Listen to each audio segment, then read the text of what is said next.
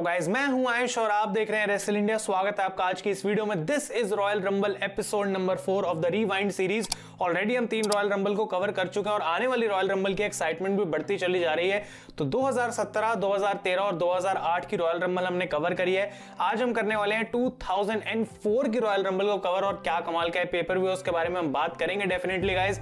लेकिन अगर आपने ऑलरेडी ये जो 3 वीडियो मैं डाल चुका हूं नहीं देखी है तो आपको डिस्क्रिप्शन में इस सीरीज की पूरी प्लेलिस्ट का लिंक मिल जाएगा, आप उसको जाके चेकआउट कर सकते हैं गाइज। और जो लाइक का गोला है हमेशा की तरह 3000, you can hit the like button और जितनी जल्दी लाइक का गोला पूरा कर देंगे उतना ही ज्यादा गाइज मजा आता है ये वीडियो बनाने में। तो ये पेपर व्यू गाइज हुआ था वैकोविया सेंटर इन फिलाडेल्फिया पेंसिल्वेनिया के अंदर। 17,289 इसकी अटेंडेंस थी और ऑब्वियसली रोड टू रेसलमेनिया 20 थी। कमेंटेटर्स की हम बात करें तो जिम रॉस, कोच और जेरी लॉलर थे यहाँ पे मंडे नाइट रॉ की तरफ से।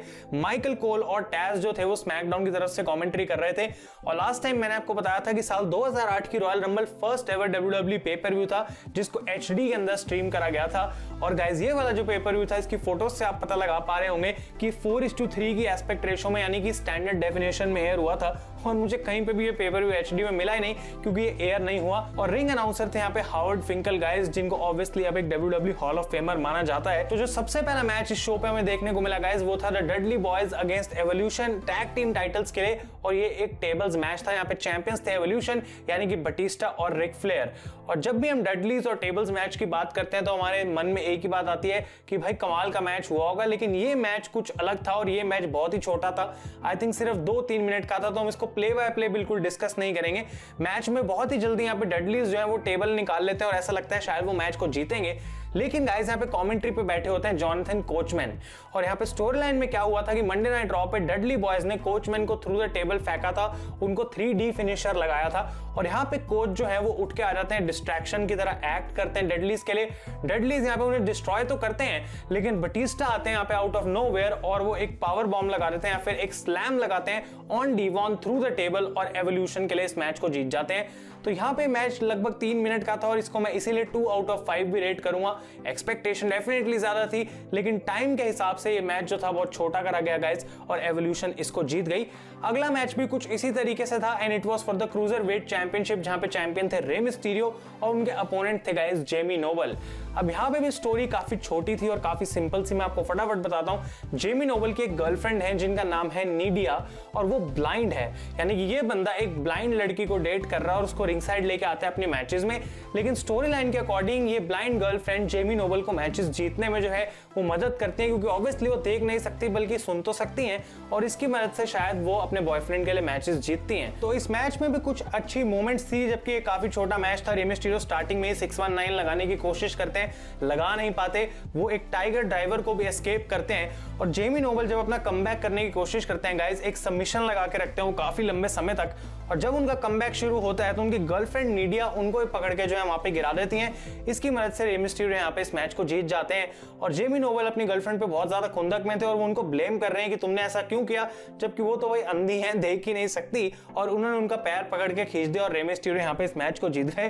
तो शायद ये थोड़ा बहुत क्रिंज था। 619 से रे मिस्टीरियो जीत गए, उनकी गर्लफ्रेंड को समझ भी नहीं आया मैंने करा क्या। और यहाँ पे गाइस इस मैच को अगर 5 में से मुझे रेट करना हो तो और कुछ नहीं बल्कि 2 आउट ऑफ 5 में दूंगा, इससे ज्यादा नहीं दे सकता। अब यहाँ पे स्टोरी काफी कमाल की थी गाइस कि एडी और चावो टैग टीम चैंपियंस थे और द बैशम्स नाम की टैग टीम से वो अपने टाइटल्स हारे थे और इस मैच में एडी गरेरो को पिन करा गया था। और चावो इस बात से बिल्कुल भी खुश नहीं थे कि एडी की वजह से वो टैग टीम टाइटल्स हार गए और उन्होंने चावो के अगेंस्ट जो है वो हील टर्न कर लिया। तो कर्ट एंगल भी स्टोरी लाइन में अपने आप को इन्वॉल्व करते हैं और वो कहते हैं देखो भाई चावो तुमने अपने अंकल को थप्पड़ मारा है और तुम उन्हें हेट करने लग गए हो जो कि बिल्कुल भी सही चीज नहीं है, तो क्यों ना तुम आपस में पैचअप करो, मैं तुम्हारी मदद करूंगा।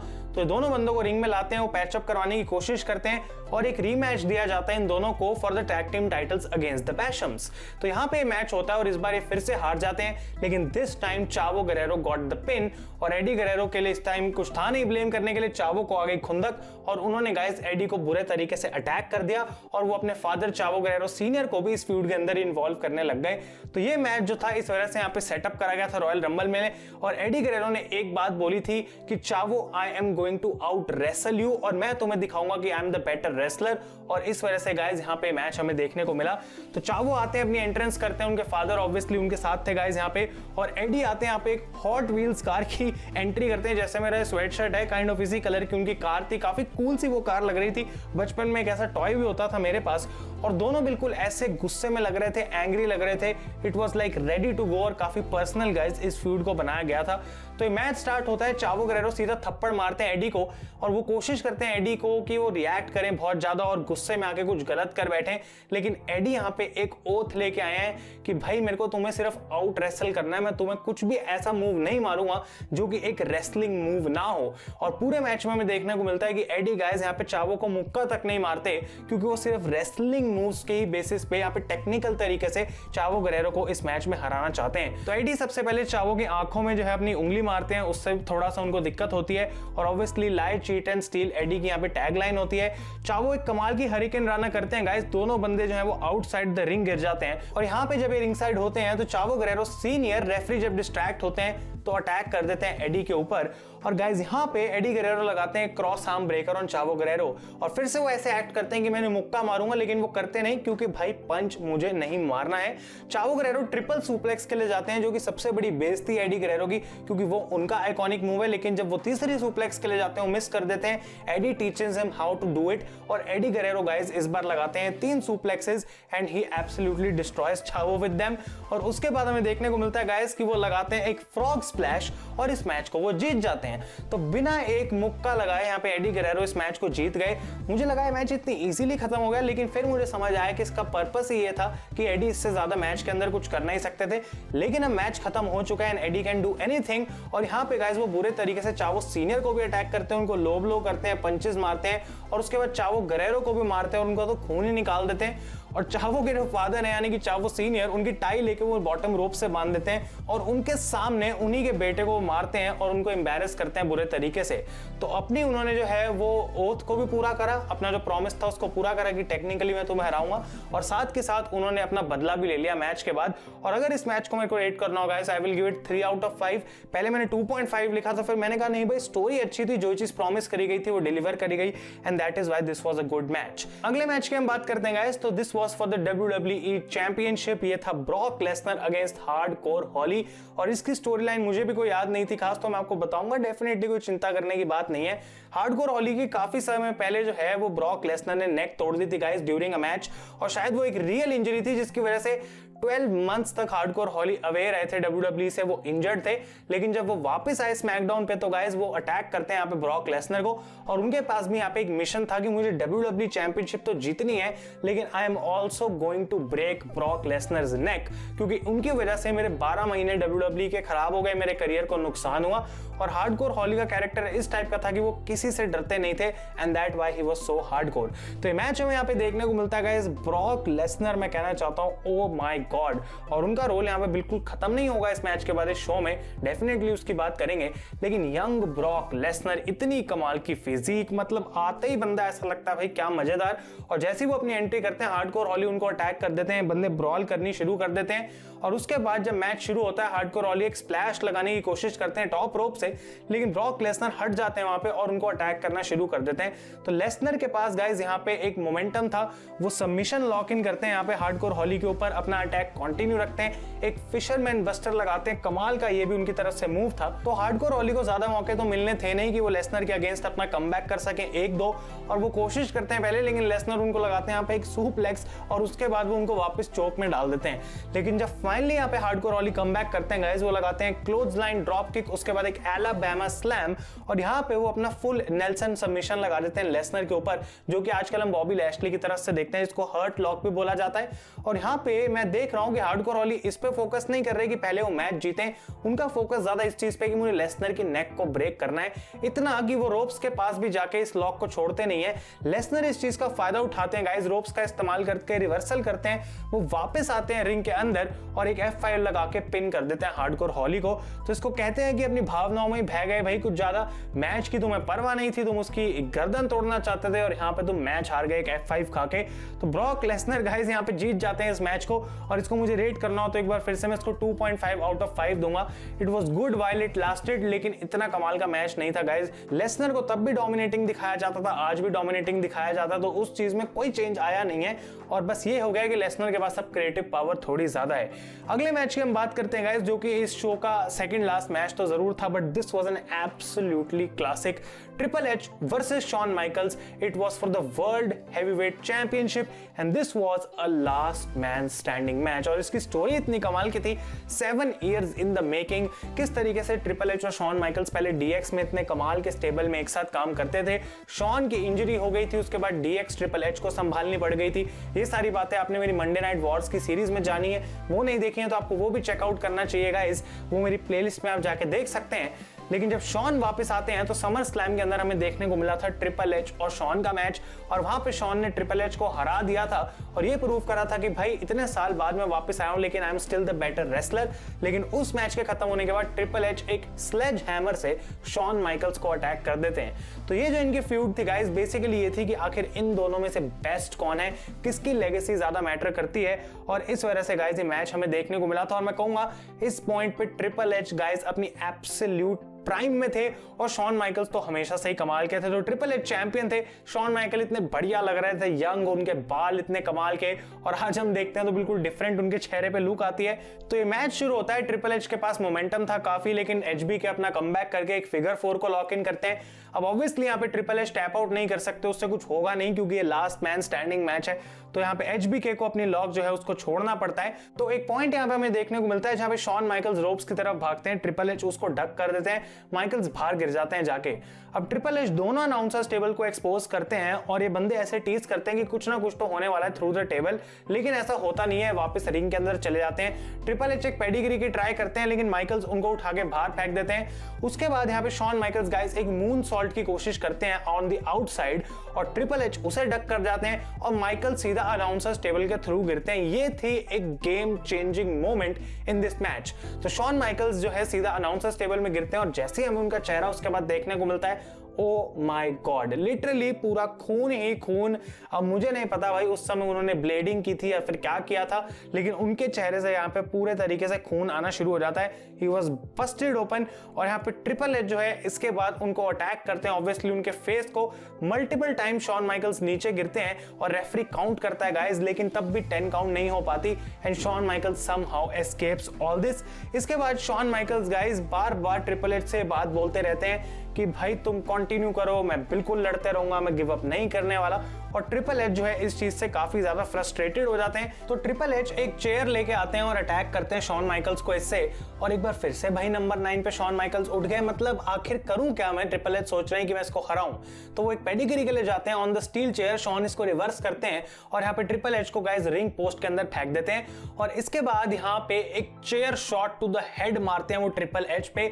अब डेफिनेटली ये प्रोटेक्टेड था, ट्रिपल एच ऐसे हाथ कर लेते हैं आगे, लेकिन गाइस इतने कमाल तरीके से वो एग्जीक्यूट करते हैं, ऐसी आवाज आई थी कि लगता है कि सीधा उनके सर पे पहला वो हेडशॉट। और यहाँ पे जो है ट्रिपल एच की अगली चीज हमें देखने को मिलती है that he is absolutely Busted open. उनके सर से भी खून आना शुरू हो गया, बिल्कुल वैसी जैसे शॉन के सर से खून आ रहा है and this is a blood bath. मतलब हम कह सकते हैं कि खून ही खून है, रिंग के अंदर भी खून ही खून है और हर तरफ गाइस ये चीज हमें देखने को मिल रही है। तो दोनों बंदे नीचे गिरे होते हैं, रेफ काउंट कर रहा होता है, माइकल अपना किकअप करते हैं एट नंबर 8 और क्राउड पागल हो जाता है, लेकिन ट्रिपल एच किसी ना किसी तरीके से उठ जाते हैं। तो मैच डेफिनेटली यहाँ पे खत्म नहीं हुआ, शॉन के पास मोमेंटम जरूर था और वो टॉप रोप पे जाके अपनी एल्बो ड्रॉप लगाते हैं जो कि कमाल का मूव है अपने आप में। क्राउड यहाँ पे पागल हो जाता है और वो स्वीट चिल म्यूजिक के लिए यहाँ पे कॉल जरूर करते हैं, लेकिन triple H hits him with a low blow और एक बार फिर से ये मैच जो है वो बिल्कुल नील या फिर हम कह सकते हैं ड्रॉ पे आ गया, क्योंकि दोनों बंदे जो है वो नीचे गिर गए। तो क्राउड यहाँ पे सोच रहा था कि मैच खत्म होगा तो आखिर भाई कब होगा। शॉन माइकल्स को ट्रिपल एच यहाँ पे पेडिग्री लगाते हैं, आई थॉट इट्स ओवर, क्योंकि ऐसी हालत थी यहाँ पे शॉन की भाई मैं क्या ही बताऊं, और वो फिर भी 9 पे उठ जाते हैं। दिस मैच ऐसा लग रहा था कि खत्म ही नहीं होने वाला। उसके बाद शॉन माइकल्स अपनी एक स्वीट चिन म्यूजिक लगाते हैं और यहाँ पे गाइस फाइनली हमें देखने को मिलता है कि ट्रिपल एच ना ही शॉन माइकल्स भाई, कोई भी नहीं उठता और रेफरी 10 तक काउंट करता है। क्राउड मतलब इतना बू कर रहा था कि भाई तुमने इतना कुछ करा, तुमने इतनी सारी क्लोज मोमेंट्स दी एक ड्रॉ के लिए, और रेफरी कहता है भाई ट्रिपल एच अभी भी चैंपियन है क्योंकि ये मैच ड्रॉ हो गया और शॉन माइकल्स भी इस मैच को नहीं जीत पाए। तो इतनी सारी चीजें करने के बाद यहाँ पे हमें देखने को मिलता है कि गाइस ये मैच एक ड्रॉ में खत्म हो जाता है, और this was an absolutely fantastic 4 out of 5 मैं इसको देना चाहूंगा, या फिर 4.5 आउट ऑफ 5 भी आप इसको आराम से दे सकते हैं। कमाल का मैच था, और मैच के बाद स्ट्रेचर्स लाए जाते हैं, दोनों बंदों को स्ट्रेचर पे ले जाया जाता है, एवोल्यूशन आती है ट्रिपल एच पे चेक करने के लिए, ट्रिपल एच चले जाते हैं स्ट्रेचर पे, और उसके बाद शॉन जब जा रहे होते हैं स्ट्रेचर पे और रेफरी को कहते हैं भाई दफा हो, मैं स्ट्रेचर पे नहीं जाऊंगा, और इतनी बुरी हालत में वो किसी तरीके से चल के बाहर चले जाते हैं। वो थोड़ा मुझे फनी लगा, लेकिन गाइज इस मैच से हम कुछ भी नहीं छीन सकते। This was fantastic. और फाइनली जो हमारा मेन इवेंट था इस शो का guys, the royal rumble match, जिसके लिए आप यहाँ पे आते हैं हर बार द 30 मैन, लेकिन इस बार हम इसका जो रिव्यू है वो थोड़ा अलग तरीके से करेंगे, क्योंकि हर बार मैं हर एक एंट्री बताता हूँ, हम डिटेल में काफी जाते हैं, यहाँ पे हम नहीं करेंगे क्योंकि मैं वही चीजें डिस्कस करूंगा जो कि मुझे लगता है आप लोगों को पसंद आएंगी। तो इस मैच से पहले एरिक बिशॉफ आ जाते हैं रिंग के अंदर, और वो कहते हैं मुझे लगता है कि रॉ का कोई सुपरस्टार जीतने वाला है, क्योंकि रॉ बेस्ट शो है और मैं बेस्ट जनरल मैनेजर हूं। और पॉल हेमन की यहाँ पे वो बेइज्जती करते हैं जो कि स्मैकडाउन के जनरल मैनेजर थे। तो पॉल हेमन यहाँ पे आते हैं और अटैक करना शुरू कर देते हैं एरिक बिशॉफ पे, and no one else but Stone Cold Steve Austin comes out, जो कि kind of as a host इस शो का एक्ट कर रहे थे। तो ऑस्टिन यहाँ पे आ जाते हैं गाइज, और वो इन दोनों को स्टनर्स लगाते हैं। ये कमाल की मोमेंट थी, और यहाँ पे मतलब हमें एक क्राउड की पॉप देखने को मिल गई before the royal rumble match. तो जो एक्चुअल मैच शुरू होता है इस पे नंबर 1 पे आए थे गाइज क्रिस बेनोआ, और नंबर 1 से एक ही बंदा आज तक रॉयल रंबल जीता हुआ था इससे पहले, and it was Shawn Michaels in 1995। Number 2 पे आए थे गाइज एवोल्यूशन के रैंडी ऑर्टन, जो कि उस समय पे इंटरकॉन्टिनेंटल चैंपियन थे, और नंबर 3 पे आते हैं गाइज मार्क हेनरी। और मार्क हेनरी को देख के मुझे लग रहा है भाई ये बंदा कितना मतलब क्विक लग रहा था, इतनी तेज इधर उधर भाग रहे हैं, सबको मूव लगा रहे हैं, काफी कमाल था, और वो काफी क्लोज भी आ जाते हैं यहाँ पे रैंडी को एलिमिनेट करने के लिए। ब्रैडशॉ आते हैं नंबर 5 पे, यानी कि JBL, और लिटरली सबको यहाँ पे वो क्लोज लाइन टू हेल लगाते हैं। एंड में बेनोआ को भी लगाने की कोशिश करते हैं, बट ही गेट्स रिवर्स्ड, और बेनोआ यहाँ पे ब्रैडशॉ को उठा के बाहर फेंक देते हैं। राइनो आते हैं नंबर 6 पे, और इस पॉइंट पे मार्क हेनरी को भी क्रिस बेनोआ बाहर फेंक देते हैं। मैट हार्डी आते हैं नंबर 7 पे, और इमीडिएटली ऐसा लगता है कि उनको बाहर निकाल दिया गया है गाइस क्रिस बेनोआ की तरफ से ही, लेकिन ऐसा होता नहीं है, और वो इस एलिमिनेशन को एस्केप करते हैं। Scott Steiner at number 8, Matt Morgan at number 9, Hurricane at number 10, Booker T आते हैं नंबर 11 पे, जिनको एक फेवरेट माना जा रहा था, और केन आते हैं नंबर 12 पे, और बुकर टी यहाँ पे स्कॉट स्टाइनर को गाइस उठा के फेंक देते हैं बाहर। केन आते ही मतलब भाई क्या कमाल कर दिया, choke slam to Chris Benoit, Morgan, Orton, और पूरी क्लियर कर दी उन्होंने यहाँ पे रिंग। और यहाँ पे एकदम जब केन ऐसे खड़े होते हैं रिंग में, तो अंडरटेकर का गॉन्ग बजता है, जैसे ही काउंटडाउन 0 पे आता है, तो सबको लगता है कि अंडरटेकर आने वाले हैं इस रॉयल रंबल में, लेकिन ऐसा होता नहीं है, वो एक डिस्ट्रैक्शन थी काइंड ऑफ। और केन गाइस यहाँ पे जो है उन्हें उठा के बुकर टी बाहर फेंक देते हैं। तो केन यहाँ पे बहुत ही ज्यादा खुंदक में थे, और एक्चुअली में अंडरटेकर की बजाय यहाँ पे जो एंट्री थी वो थी गाइस स्पाइक डडली की, और उनको यहाँ पे केन जो है बुरे तरीके से अटैक करते हैं, रैंप पे चोकस्लैम देके वहां से चले जाते हैं। रिकिशी आते हैं नंबर 14 पे, और इस पॉइंट पे बेनोआ एलिमिनेट कर रहे होते हैं सबको, राइनो को उठा के बाहर फेंक देते हैं। रिकिशी अपना स्टिंग फेस लगाते हैं मैट मॉर्गन के ऊपर, और फिर उसके बाद बेनोआ मॉर्गन को भी उठा के बाहर फेंक देते हैं। अब ये एक अगली मेजर मोमेंट थी जब रैंडी ऑर्टन ने बाहर उठा के फेंका बुकर टी और रिकिशी को, क्योंकि ये 2 बड़े नाम थे जो कि शायद इस रॉयल रंबल को जीत सकते थे, लेकिन इनको बाहर फेंक दिया गया।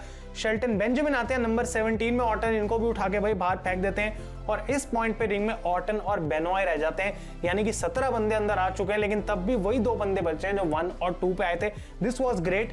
नंबर 19 पे आते हैं गाइस एंगल, यानी कि कर्ट एंगल, और यू सक की जो चैंट्स हैं ऐसे एक्सप्लोड होती है ना फिलाडेल्फिया में, भाई मतलब मजा आ गया इसको भी सुन के, और वो आते ही मोमेंटम ले लेते हैं, दोनों को मारना शुरू करते हैं बेनोआ और ऑर्टन को, पर एलिमिनेट यहाँ पे वो किसी को कर नहीं पाते। अब नंबर 21 की एंट्री काफी इंटरेस्टिंग थी गाइस, क्योंकि यहाँ पे आने वाले थे टेस्ट, लेकिन एक्चुअली में जब उनका म्यूजिक बजता है तो वो आते नहीं, और हमें बैकस्टेज दिखाया जाता है कि उनको किसी ने अटैक कर दिया है। तो ऑस्टिन जो कि यहाँ पे होस्ट है या फिर मैनेजर है, वो कहते हैं उस बंदे से बात करते हुए जिसने अटैक किया टेस्ट को, कि भाई तुम ही जाओ रॉयल रंबल में, और ये और कोई नहीं बल्कि मिक फोली थे, जो कि एक बहुत ही ज्यादा बड़ा सरप्राइज था, और क्राउड ऐसे इरप्ट होता है मैं आपको क्या बताऊं, क्योंकि एक्चुअली में स्टोरी लाइन ये थी गाइस, रिंग साइड पे एक सीट फिक्स करी हुई थी मिक फोली के लिए, और खुद फिलाडेल्फिया के मेयर ने यहाँ पे उनको रॉयल रंबल में बुलाया था, लेकिन पेपर व्यू में अभी तक कोई नामो निशान नहीं था मिक फोली का।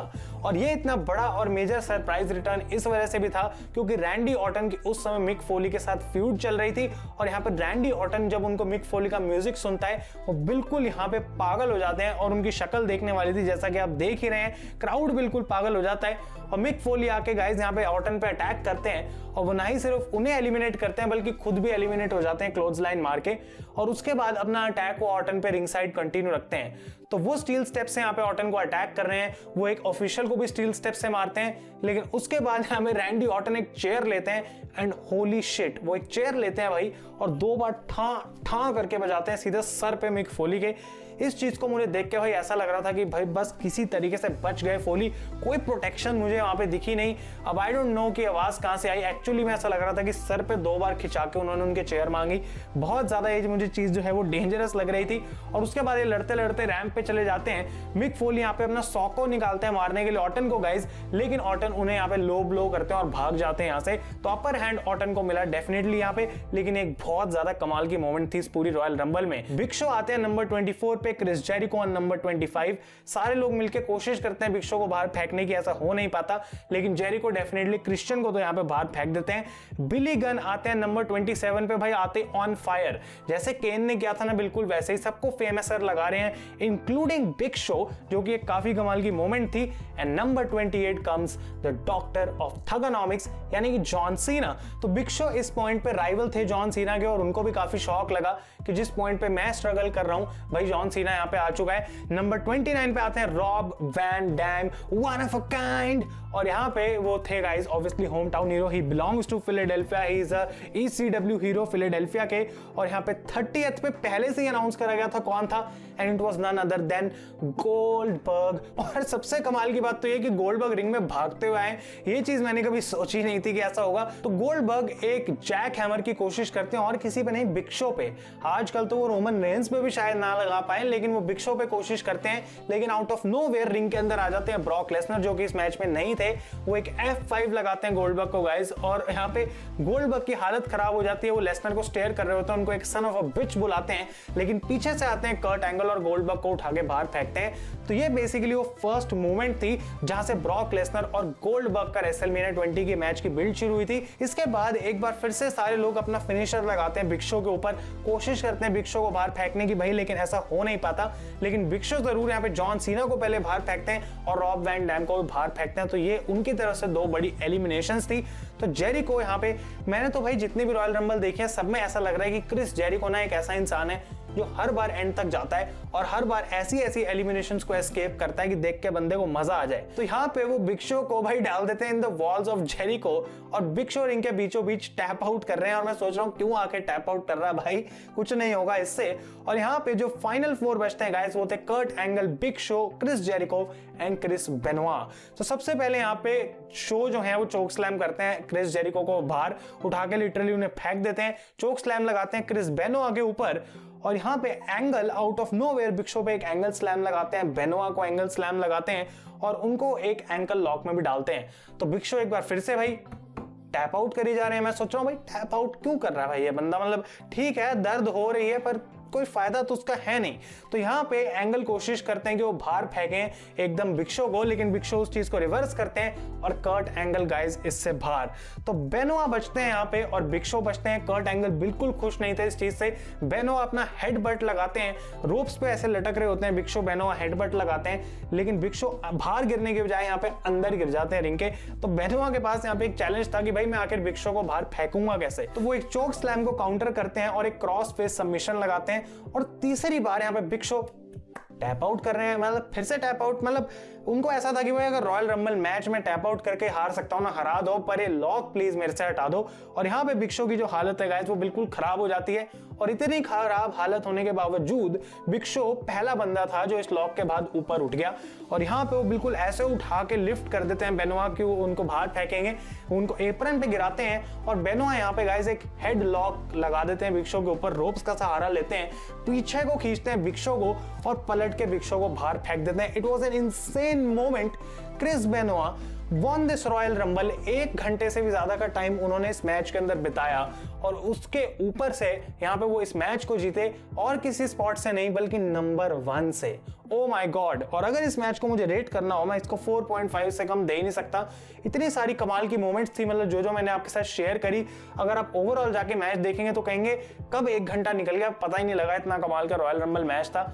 और जबकि ऑब्वियसली मुझे रिजल्ट्स पता होते हैं पहले से देखने से, लेकिन भाई जिस तरीके से ये मैच को बुक करा गया था मजेदार था। काफी सारी छोटी छोटी स्टोरी लाइंस इसके अंदर बुक करी गई जो आगे लीड कर रही थी रेसलमेनिया में। इसकी वजह से भी मैच अच्छा था गाइस, और डेफिनेटली इसको इतनी रेटिंग मैं दूंगा। और अगर ओवरऑल पेपर व्यू की मैं बात करूं तो पहले के 2 मैचेस ऐसे थे जो काफी छोटे थे, इतने बेकार नहीं पर छोटे काफी थे। उसके बाद 2 अच्छे मैचेस और तीसरा मैच जो फाइनल मैच था बहुत ही अच्छा था। तो ओवरऑल मैं इसको दूंगा guys 7.5 out of 10 and this was the review of royal rumble 2004। अगर आपको ये वीडियो पसंद आया तो लाइक करें। अगला हफ्ता आई थिंक फाइनल हफ्ता होगा फिलहाल के लिए रॉयल रंबल रिवाइंड के लिए, और उसके बाद एक्चुअली में 2021 की रंबल हमें देखने को मिलेगी।